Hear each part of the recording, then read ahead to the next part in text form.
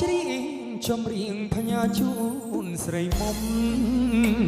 ស្ដាប់ហើយកុំយំអកលាត្រនំគ្មានថ្ងៃវិលឡើយនឹកអានុសាធ្លាប់គេងរួមខ្នើយបញ្ហាតូចមួយឲ្យយើងឃ្លាតឆ្ងាយបងផ្ញើកូនផងណាស្រង់ស្រីមុំបងគ្មាននិស័យ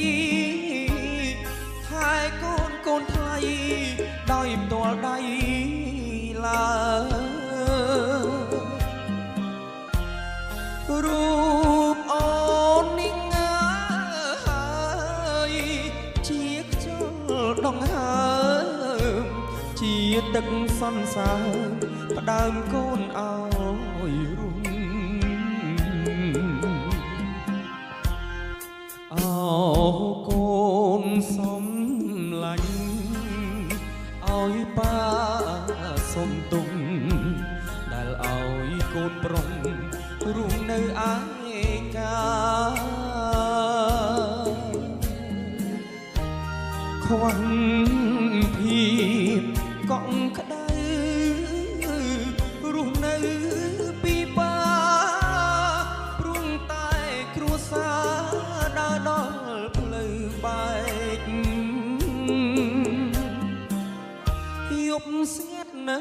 ជ្រងំប៉ាយំនឹកកូននឹកឃើញម្ដងចង់ស្ទុំត្រកងបីបំកាយាតែម្ដាយកូនថ្លៃគ្មានក្តីមេត្តាចង់ផ្ដាច់វាសនាប៉ានឹងរូបកូន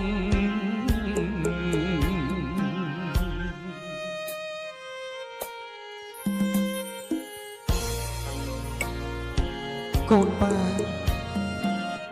សុំទោសប៉ាគ្មានសិទ្ធិមើលថែកូន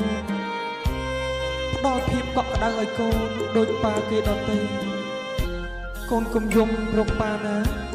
ពេលដែលប៉ាមិននៅក្បែរកូនត្រូវតែរឹងមាំកូនត្រូវតែខំរៀនត្រូវចេះមើលថែសុខភាពខ្លួនឯងឲ្យបានល្អកូនសម្លាញ់ប៉ាលីហើយអោកូនសំឡាញ់ឲ្យប៉ាសុំទុំ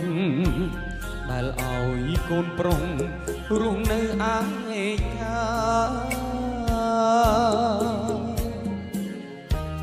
ខ្វះភាពកក់ក្ដៅរស់នៅពីបាព្រោះតែគ្រួសារដើរដល់ផ្លូវបែក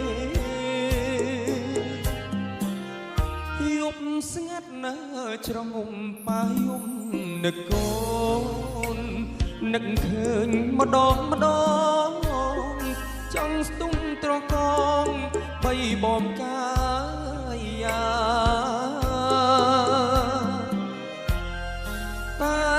ម្ដាយកូនណាថ្លៃគ្មានក្តីមេត្តា